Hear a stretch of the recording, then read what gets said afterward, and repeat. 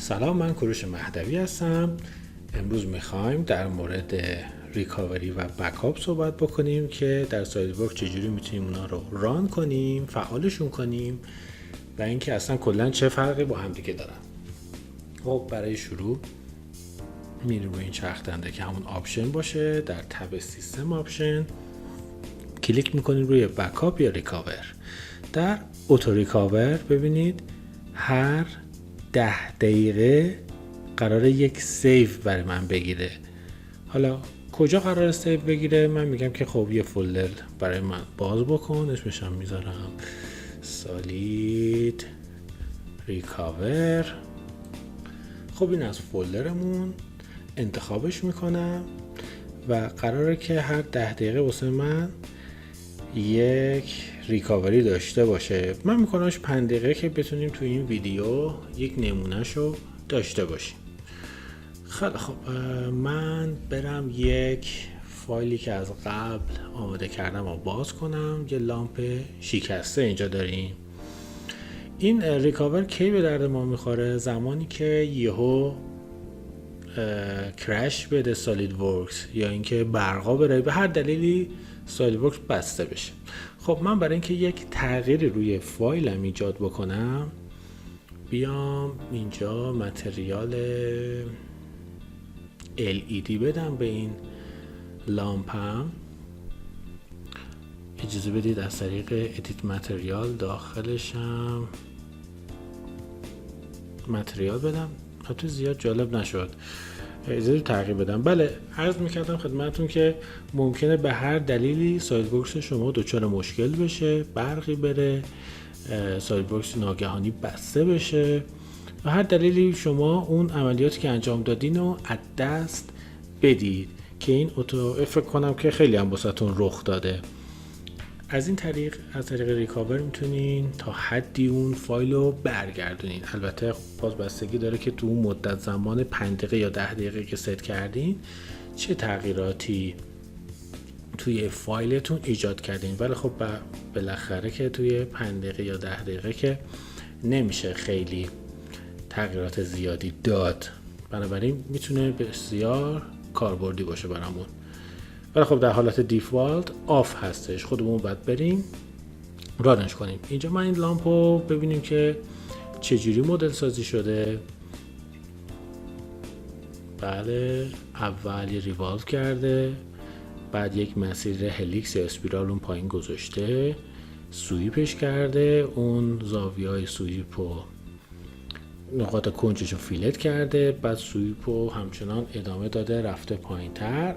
از این محل یک اکسترود کات کرده، اون دوتا رو با هم دیگه کمباین میکنه، احتمالاً داخلشو شیل کرده و اینجا یه سری اکسترود کات های مختلفی داره میده که ببینه که در واقع اون شکستگی رو به این صورت ایجاد بکنه.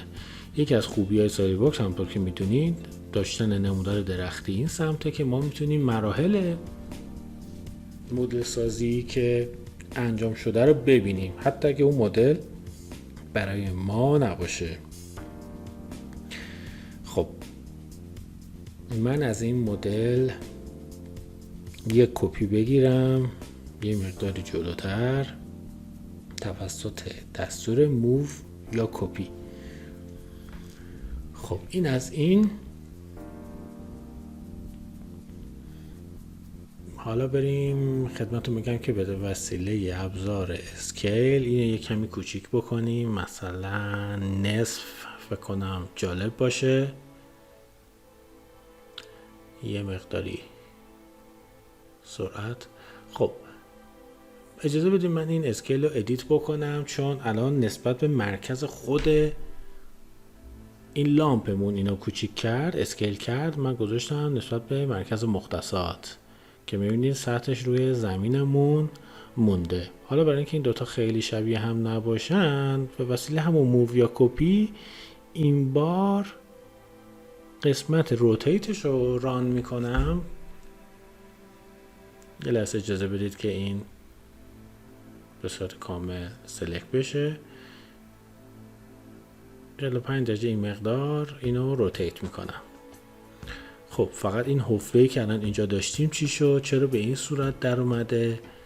اون حفره چرا اینجا نمونده؟ این اشتباه رو ممکنه که هممون انجام بدیم. من حواسم نبود وقتی که داشتم موو یا کپی رو انجام میدادم، میبینید که قسمت تیک کپی روشن بوده، بنابراین همونطور که چرخوندتش کپی هم ازش گرفته، یعنی جسم قبلی اون هنوز اونجا هست که من یادم باشه که حتما این تیک کپی رو بردارم که همین جسممون جا به جا بشه یا در واقع روتیت بشه. بسیار خوب، اینو ما اوکی میکنیم. فکر کنم بد نیست که الان یه چک بکنیم تو این فولدر سولید بکاپمون. خب هنوز به 5 دقیقه نرسیدیم، یه چند ثانیه دیگه مونده. من با اجازهتون یک سری به این لامپمونم یه رنگ سفید بدم. الان به اشتباه به کل لامپ، در واقع کل این بادی رنگ سفید دادم. میرم اون متریال رو ادیت بکنم. در واقع الان میبینیم که فیچر کلش سلکت شده. من میام فقط وسیله فیس، فقط اون سطح رو میزنم. الان یک متریال دیگه گرفته شد. من میام متریال قبلی رو دیلیت میکنم. خب یه بار دیگه چک کنید، میبینید که یک فایلی اینجا الان ایجاد شده، یعنی به اون 5 دقیقه مورد نظرمون رسیدیم. حالا من تاسک منیجر رو باز میکنم که به یک باره سالید ورکس رو ببندم بدونی که ما کلوز بزنیم. مثلا باتری لپتاپم تموم شد یا یهو کرش داد، ببینید که یهو سالید ورکس بسته شده، ولی تو این فولدر ببینید اوتو ریکاور از فایل لامپ اینجا موجوده، البته با یه فرمت متفاوت. حالا من میذارم که دوباره سالید ورکس ران بشه. تاسک منیجرم هم میبندم. یه کمی صبوری کنیم تا سالید ورکس بالا بیاد بسته به کانفیگ کامپیوترتون. و الان که سالید ورکس بالا میاد میبینید که یک تب جدیدی اومده که میگه که من یه همچین فایلیو که در این ساعت ریکاوری شده دارم، آیا میخوای بازش بکنی؟ یا ممکنه فایل های متعددی باشه. روش دبل کلیک میکنی یا اوپن آل میزنی که همشون باز بشن و میبینید که تا همین چند دقیقه پیش واسه من یه ریکاوری گرفته. من هیچ وقت از سیو استفاده نکردم، حتی اون روتیت هم کپی هم درست کرده، فقط اون رنگ سفید مرحله آخر روش اعمال نشده. بنابراین تا حد خیلی خیلی زیادی تونستم فایلم رو ریکاوری کنم و ازش استفاده کنم. حالا میتونیم از خود این یه سیو ازی بگیریم که خیالمون راحت بشه که دیگه این فایل رو داریم. خب فقط من یه هشداری بهتون بدم قبل از اینکه بکاپ رو با هم دیگه کار بکنیم که ببینیم چیه. بچه‌ها این مدت اوتو ریکاوری خیلی چیز خوبی بود دیگه، خیلی کاربردی بود. شما ممکنه بذارینش رو 5 دقیقه یا رو 10 دقیقه.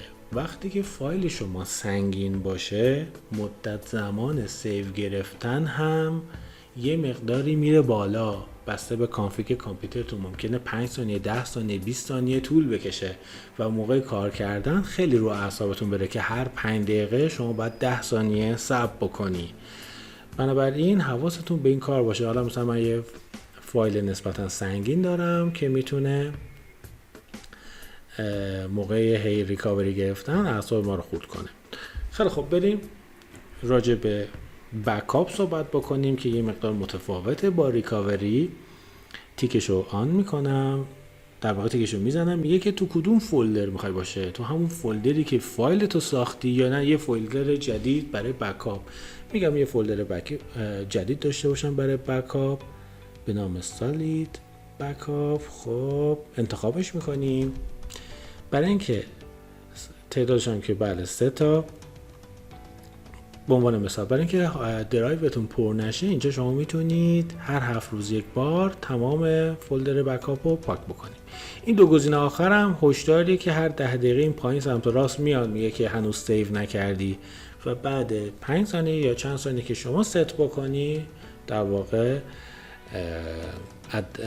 میره کنار و دیسمیس میشه به اصطلاح. خب من یک فایل جدید میخوام اینجا باز بکنم و مدل سازی بکنم. بریم به عنوان مثال یه چیز عجیب غریب توی سایل بوکس بسازیم به نام این کیک ها که اسمشون دوناته. من یک دایره اینجا میکشم که میخوام ریوالوش بکنم نسبت به این خط. بسیار خوب، این از شکل کلیمون. یه سیو ازش میگیرم که داشته باشیمش، کلن اسمش هم میذاریم دونات. خب سیو تو نمای تاپ. بریم این حالت کرم مانندی که روش قرار میگیره رو بکشیم. حالا دیگه شکلش ممکنه هر فرمی داشته باشه. حالا من برای اینکه وقتتون نگیرم همینجوری سریع یه چیزی میزنم، یه دایره هم وسطش میکشم که وسطش همچنان سوراخ بمونه. خب من میخوام اکسترود بکنم offset from surface. از این سرفیس میخوایم که بزنه بالاتر یا میتونیم که فرامش رو تغییر بدیم. گزینه ترنسلیت شو بزنم ریورس. خب اجازه بدید که من یه مقداری این صفحه اسکچ هم بیارم بالا. خب اینم مقدارش رو بکنم 1 میلیمتر و این گزینه مرجش رو بردارم که این خودش یه بادی جداگونه باشه. بسیار خوب، این تا اینجا. البته این وسطش خیلی باز شد، من با اجازهتون یه کوچولو ادیتش بکنم. خوبه؟ نه یه مقدار بره عقب‌تر.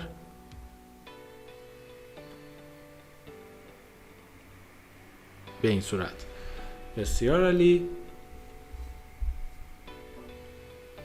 یک رنگی بهش بدیم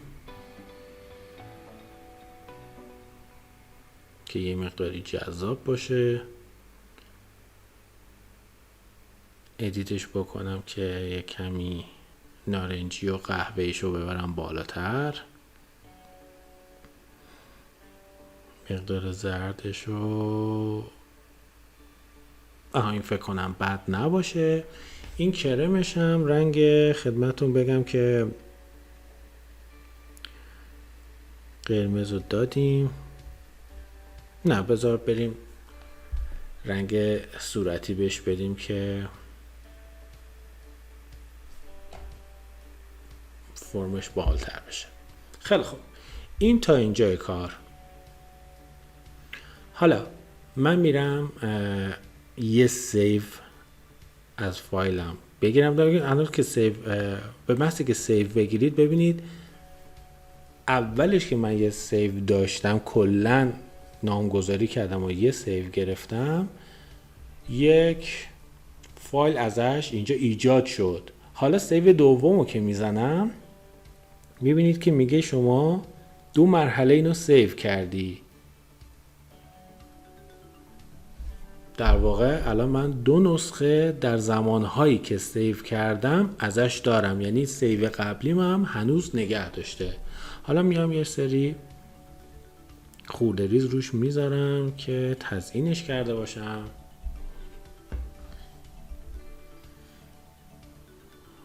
از این رکتنگل ویژه استفاده میکنم که دستمو تو زاویه‌های مختلف باز بذاره. حالا یک مقداری صفحه جویی میکنیم در زمان به وسیله این سنتر لاین. میخوام از همشون یه میرور بگیرم کلشونو. سلکت میکنم، سنتر لاینم رو دی سلکت میکنم، میام توی میرور و میخوام نسبت به این خط میرور بشن. یکی از این آب نبات شکلاتام، نمیدونم هم اسمشون چیه، از اون سطح کرم هم زده بیرون. حالا واسه این که خیلی قرینه نباشه یه چند تا دیگه هم از این نقله تزیینی اضافه میکنم. پس بکاپ چی شد؟ نسخه هایی هستش که به محض که ما سیو رو میزنیم از قبلیه برای ما نگه میداره. بچه توی اوتو ریکاور هم به محض که شما سیو بکنید فایل ریکاورتون از بین میره که دوباره وقتی به اون 10 دقیقه 5 دقیقه یا 20 دقیقه که ست کردین رسید دوباره یه نسخه ازش ایجاد کنه، به خاطر اینه که حجم درایوتون بالا نره. خب اینا رو من به این صورت اکسترود میکنم. چقدر جالب شد. البته الان شبیه اینه که خورده‌های آهن روش ریختیم. خب الان ما سیو کردیم، من یه رفرش میکنم. خب اونجا چون 2 بار من سیو کردم اون نسخه‌ای که هیچ تغییری نداده بودیم هنوز روش هست. با اجازهتون من یه مقدار رنگ به این اضافه بکنم، به این زرد بدم.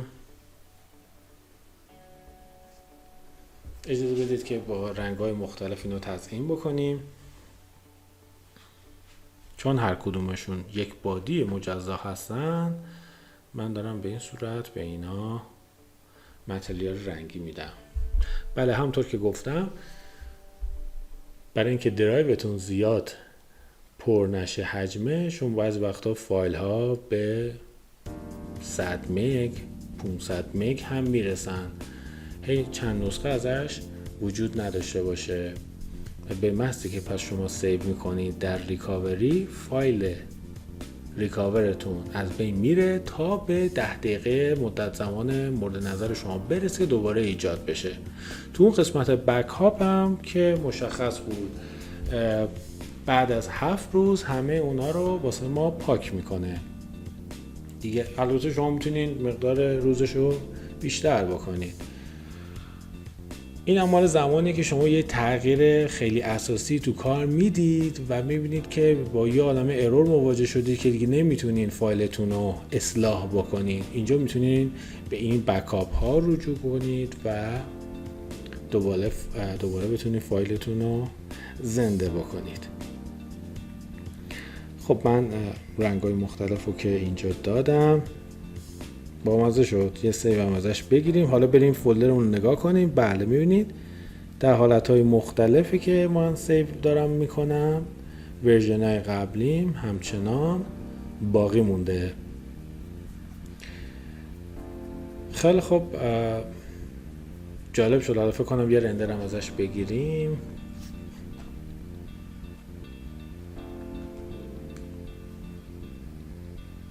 جذاب باشه. البته که اگر ما کلا رفله دار همه اینا رو مینداختیم شاید یه مقداری جذاب‌تر شد. تو همین صفحه اسکرین سالید ورکسمون عرض میکنم. تو رندر که قطعا شکل متفاوتی خواهد داشت. بسیار خوب، خسته نباشید. امیدوارم که این ویدیو به کارتون اومده باشه. مثل اون لامپ شکسته بتونید ویدیوهاتون رو ریکاوری کنید یا مثل این دونات از ورژن‌های مختلف فایلتون بکاپ داشته باشین. شیرین کام باشید تا ویدیوهای بعدی. خدا نگهدار.